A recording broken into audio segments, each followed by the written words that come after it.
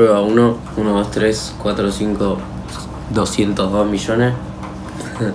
Buenas, mi nombre es Renato, no sé qué más decir, pero bueno, nada, quería hacer este video, me pareció importante, hace un montón que colgué unas preguntas ahí en Instagram y me parecía importante que la gente se informe un poco, o a mí me gustaría haber visto a alguien que lo haya transicionado y lo haya atravesado para poder tener más idea y estar más seguro de las cosas que hacía. La primera pregunta que me hicieron, si miro para el costado es que tengo la tablet, es ¿cómo iniciaste tu proceso? Tipo, mi mamá me dijo una vez que yo vivo en Hurlingham, zona oeste de la provincia de Buenos Aires, que había un centro que se iba a abrir que se llama la Sala Ángel Bo, queda en William Morris, que abrieron un espacio de diversidad que es los martes de 4 a 6, y yo justo había arrancado lo que era mi transición en el verano del 2021, y nada, mi mamá me acompañó ahí porque yo era menor, tenía 17. No es necesario ser mayor de edad para arrancar a hormonarse, tenés que tener más de 16 años para poder vos tomar tu decisión, para firmar un consentimiento en el cual vos leíste los cambios que te puede generar, y tenés que ser mayor de 16 años para poder arrancar la terapia hormonal. Y después para cirugías es lo mismo, quizás es recomendado, si se puede, tío, abuela, tía, cualquier persona que te pueda acompañar más que nada para un sentimiento de compañía, más que para un permiso. Entonces nada, fui y comenté mi situación, en el sentido de que yo quería arrancar a hormonarme, y me dijeron que sí, me dieron las órdenes para hacerme lo que es un análisis de sangre, que es obligatorio para arrancarse a hormonar como corresponde, en mi caso, en mi opinión, que es con médicos, endocrinólogos, acompañamiento terapéutico si es posible, pero nada, fui ahí, me fui a hacer unos análisis de sangre a lo que es el hospitalito de acá, volvió el estudio, lo que tiene por la parte de lo que es el estado, por así decirlo, es que quizás tarda un poco más, pero es paciencia, lo único que es paciencia en este proceso. Pero bueno, nada, volvieron los estudios de sangre, me dio todo bien, a su vez yo me hago chequeos generales, así que yo tenía otros estudios anteriores, como, no sé, ecocardiograma, electro, son un par de cosas que yo ya tenía previamente, pero sí o sí es obligatorio un análisis de sangre, o quizás hasta más cosas, pero a mí me pidieron eso. Bueno, volvieron los estudios y me dio todo bien. Tienen que hacer un pedido, no sé la verdad cómo es el registro, el padrón, y cuando llegaron me llamaron, justo el mismo día que me llamaron para que me arranque a hormonarme. Ese día había vuelto del registro civil de haberme rectificado el documento, de que me habían dado la partida con mi nombre, así que nada, así inicia el proceso. ¿Cuáles son los cambios físicos o mentales del primer mes? La verdad es que muchas cosas no cambian, o sea, sentís como una energía, unos calores un poco más amplios en mi caso. Lo que sí se me empezó como es un cambio hormonal, me empezó a salir acné. Yo nunca tuve acné en mi vida. Creo que me empezó a incomodar levemente lo que es el clítoris, que ahora después voy a hacer más hincapié en eso, pero es como muy, muy leve un par de cosas. Vos sentís que a los 2 días ya tenés un cambio eterno, pero para mí no lo es. Sé que al mes yo me grababa, me filmaba, me hacía todo para ver más o menos cómo era, pero no había mucha diferencia. Hay que ser realistas, quizás te saca toda esa premisa como de wow, cambias todo en un mes. Hay mucha gente que cambia muchísimo en un mes. En el primer mes lo dudo, arrancando a hormonarse. O sea, yo creo que los cambios más asentados sean de los 8 meses en adelante, en mi caso y en mi opinión. También consultaron mucho si tengo cambios de humor más de lo habitual. Es un ciclo hormonal lo que hacemos las personas trans que se inyectan o que hacen una terapia de reemplazo hormonal. Son ciclos hormonales. En el caso de las masculinidades trans o las masculinidades o las identidades que se inyectan testosterona,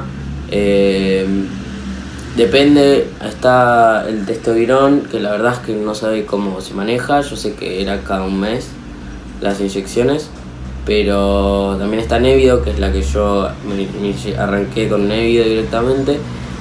A su vez está el Testogel, que es una dosis diaria. Pero nada, es a cada 3 meses, dependiendo obviamente de tu ciclo. Al principio de lo que es el ciclo, tenés una energía tremenda, tenés una dosis, no sé, para hacer 200 millones de cosas. A veces que hay personas que hasta no los dejan dormir, tienen insomnio un par de días. La verdad es que a mí con el tema de dormir es complejo saber qué es el factor que no me deja dormir, pero bueno, a veces quizás eso no ayuda.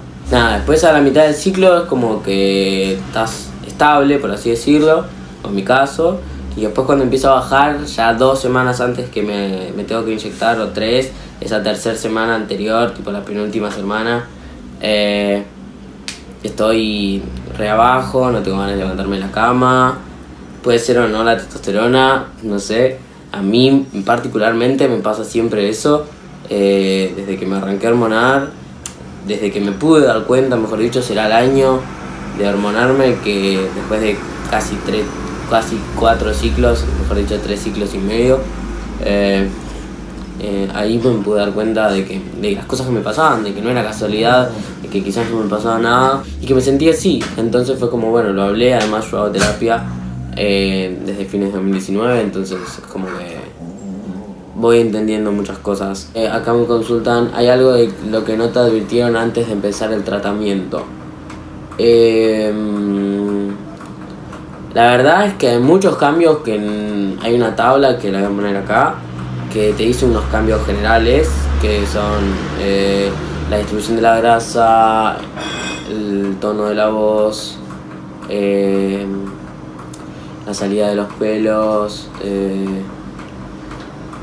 Después hay un par de cosas que quizás no te dicen. Por ejemplo, la extensión del clítoris está comentada ahí, pero no te dicen cómo es el proceso.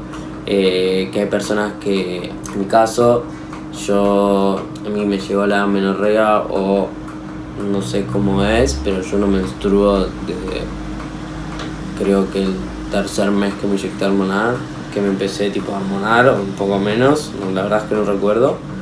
Pero yo personalmente, a mí me pasó eso, o sea, es el endometrio lo que sufre un proceso, entonces genera la amenorrea, que es la ausencia de los ciclos menstruales. Pero quizás el dolor abdominal de los ovarios, el endometrio, o sea, yo pensé que eran los ovarios, pero me leí y que decía el endometrio.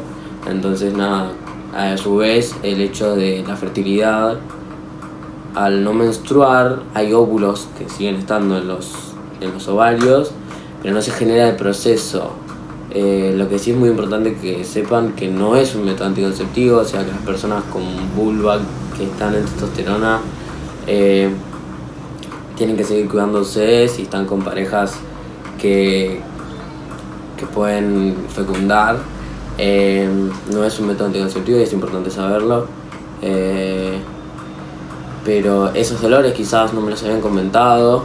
El hecho de estar de la nada teniendo un dolor abdominal grande cuando yo casi ni sufría los dolores menstruales, o el hecho el cambio a veces atroz de actitud, como de ira, de impotencia, como que es como que hay un par de cosas que te suben a nivel más ira, intensidad. Pero bueno, hay que saber manejarse, porque quizás ahora soy más reactivo en el sentido del comentario, y yo voy a ir más a la reacción o al movimiento, cuando antes quizás yo pensaba y ahí hacía, pero quizás ahora soy tan como intenso en el sentido de me dicen algo activos como tengo que frenar, y eso fue difícil porque he tenido muchas reacciones que quizás no me parecían, pero después bueno, obviamente se pido perdón y después bueno, yo las proceso, las hago ver en terapia para ver qué herramientas puedo realmente utilizar para el hecho del resto, ¿no? Porque yo sé que transiciono yo, pero sé que hay una transición global en el sentido de mi entorno. Pero nada. También me consultaron si hay algún periódico específico en el que te tengas que estar en testosterona, o depende de cada cuerpo de persona. Depende, es muy individual en el sentido de hasta qué cambios quieras llegar vos. Si vos querés tener el mismo cuerpo y tu proceso que sea el mismo, tenés que hormonarte de por vida. O sea, si vos querés estar siempre como estás. Hay muchas personas trans que yo conozco, que hay una persona que se llama Ezra, la verdad es que no sé muy bien el género, tipo qué identidad de género se autopercibe, que se hormonó como por 10 años, se dejó hormonar para ver un par de cambios o cosas que le pasaban y vio cómo se le distribuía la grasa de diferentes formas y después decidió volver a retomar, pero yo tenía 10 años de tratamiento, entonces como que como había un par de cosas que ya se acentuaban, el cambio de la voz no vuelve, el engrosamiento del clítoris no vuelve a lo que era la normalidad, hay la distribución de la grasa sí vuelve, el pelo creo que sigue igual, o sea, te va a seguir el crecimiento, si te salió vello facial te va a seguir creciendo, lo que va a cambiar es bueno, un par de cosas que lo que hace el estrógeno en tu propio cuerpo. O al menos que te hagas una histerectomía, que es quitarte lo que son los ovarios y el endometrio y el útero, que ahí es obligación que te hormones sí o sí, porque nuestro cuerpo necesita hormonas para funcionar, entonces los estrógenos que los produce, aunque vos le hagamos una terapia cruzada de hormonas, es obligatorio porque tu cuerpo ya no genera hormonas de por sí, entonces tenés que inyectarte sí o sí, y en ese caso sí es obligatorio hasta que tu cuerpo no dé más. Me preguntaron si tu autoestima cambió para bien o para mal y si te surgieron nuevas inseguridades con el cuerpo. Mi autoestima cambió, sí, muchísimo, en el sentido de que antes era imposible quizás para mí verme al espejo y reconocerme. Pero de a poco creo que fue una transición mental a su vez de física, porque los cambios que yo quería no se iban a dar de por sí solos si yo no me empezaba a inyectar testosterona, en mi caso. A su vez tener el documento rectificado también fue muy importante, pero para el mundo exterior es muy complejo tener un documento que dice género masculino y la expresión de género que ven, que es perceptiva, no concuerda con el documento, por así decirlo, en el sentido de la mirada externa con lo que es un documento que dice masculino. Entonces era muchas veces quizás tener que ir con mi documento, con mi expresión de género masculina, en mi caso yo siempre la percibí así, pero de afuera no se ve, quizás con una voz más aguda, unos rasgos faciales más afeminados. Son cosas que realmente la mirada externa afecta, me gustaría decir que no, pero sí. Porque no tenés que hormonarte para ser válido, para ser trans, vos tenés que ser, tu proceso es único y nadie te puede decir absolutamente nada, y hay que respetar todas las identidades como se den, porque es muy importante. Muchas veces agradezco a mis amigos o a mi familia que quizás me ha defendido en lugares cuando vos vas así algo y no, bueno, y te cambian el género y te esmillenderean porque te cambian el género en la palabra o en el pronombre que estás usando, y después de ahí quedás. La verdad es que es muy difícil salir de eso. Para mí cambió mucho para bien. Ahora me puedo mirar al espejo y reconocerme. Un par de cosas que quizás se pueden discutir. Nuevas inseguridades. Quizás cuando me va a salir la barba voy a dejar de tener este pelo, este bigote de leche. Pero creo que no me surgieron nuevas inseguridades. O sea, creo que me dio más seguridades de las que me puede generar. no tengo inseguridades generadas por la testosterona. Quizás que hay cosas que la verdad es que no sé qué le hacen a mi cuerpo, seguro, pero no puedo saber todo tampoco, así que nada. Acá una amiga a la cual yo le comenté una vez, me puse contar lo del clítoris y lo de no llorar. El clítoris en las personas que se inyectan testosterona tiene un engrosamiento y crece. Ahora voy a poner una foto acá de cómo es. Y cambia muchas cosas, la higiene cambia porque quizás es como que sacar el prepucio para atrás y tener que higienizarlo. Cuando igual se tiene que hacer igual, cuando una persona con vulva y tenga clítoris, igual tiene que correr el prepucio y limpiarlo. Porque se juntan ahí bacterias, es toda una zona muy húmeda. Entonces nada, ante el crecimiento es una molestia, es un roce. Estás todo el tiempo que te pica, que te incomoda, que te sentás, que te rozás y quizás te excitas y estás sentado en un lugar donde, y nada, los primeros 6 meses, hasta el año diría yo, quizás a veces es como medio molesto. Tampoco es una molestia enorme, ¿no? Pero como quizás a veces te molesta un poco. Hay mucha gente que le dice pítoris. No... Tengo como hay una dualidad en el hecho de pítoris, clítoris. No es un clítoris grande. Los varones trans o las masculinidades trans, identidades que se inyectan testosterona, tenemos un clítoris grande. No tenemos un pítoris, no tenemos un pito, no tenemos un pene. Tenemos un clítoris grande y hay que llamarlo como tal. Bueno, lo de no llorar ya comenté que es complejo el hecho de quizás a veces permitirte ser vulnerable, más que nada por las masculinidades externas que vos ves en la tele, que los hombres no lloran, que quieras o no, eso en tu inconsciente está. Entonces es como, quizás es permitirte atravesar ese sentimiento, pero es verdad que físicamente yo no podía llorar, o sea, tuve que hacer un esfuerzo muy grande y un proceso mental para poder lograrlo. Emocionalmente, algunas cosas, en mi caso, acá me preguntaron también, que yo he comentado a mis amigas que no me permitía llorar, que era muy difícil llorar. He hablado con otros compas y que me han dicho que también, como que al principio era difícil llorar. He visto videos de un mundillo trans que hicieron una entrevista con un médico generalista que le decía si sabía si se podían llorar, y el médico le dijo que no, que quizás esa es la construcción que nosotros tenemos de que los varones no lloran. Entonces quizás al inyectarnos y como empezar un proceso, el inconsciente juega de otra forma. La verdad es que no sé, no hay estudios que comprueben eso, o sea, yo no los he visto. Me ha pasado, sí, he tenido que empezar a fingir el llanto para que me salga, era la única herramienta que tenía. Pero creo que me pude liberar también en otras cosas cuando empecé a aflojar, y ahí empecé y pude llorar. Igual, aunque a veces antes me ponía a ver una película y lloraba porque me emociona, ahora es como que no me sale llanto y tengo los ojos llenos de lágrimas. Pero a veces me sirve porque quizás en una plena discusión o en algo así espasmódico era como tener que ponerme a llorar y no quedaba para mí, entonces era como la vulnerabilidad en ese momento no iba, entonces nada, como que yo me inhibía, o ahora esto me inhibe, pero bueno, no sé, no me gusta. Desde que empezaste hasta ahora, ¿es más significativo para vos el cambio físico o el cambio mental que viviste?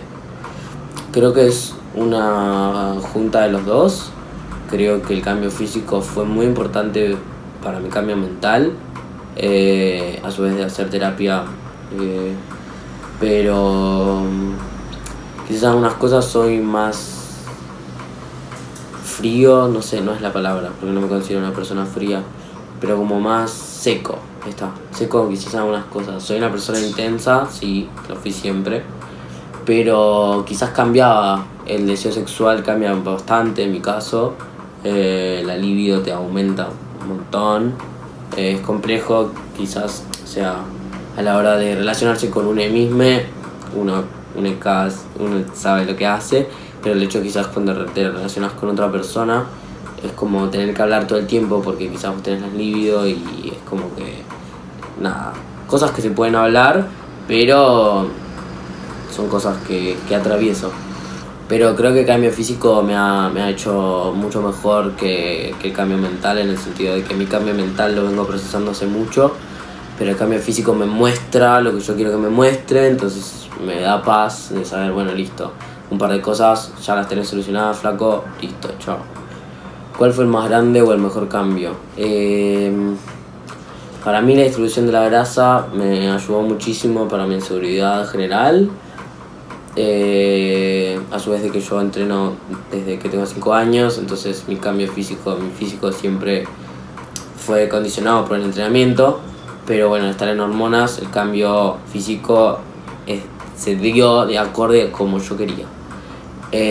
A su vez de la constancia y cosas así. Pero el cambio que más me importa en general, que me da más seguridad, es la voz, de tener que presentarte, de tener que hablar, de que querramos o no, vivimos en un mundo donde si una persona tiene la voz gruesa, te tratan de masculino, no debería ser así, pero lo es. No es para generarle más inseguridades a las personas que tienen voz aguda, úsenla, hablen, muestren su voz, porque no nos van a callar.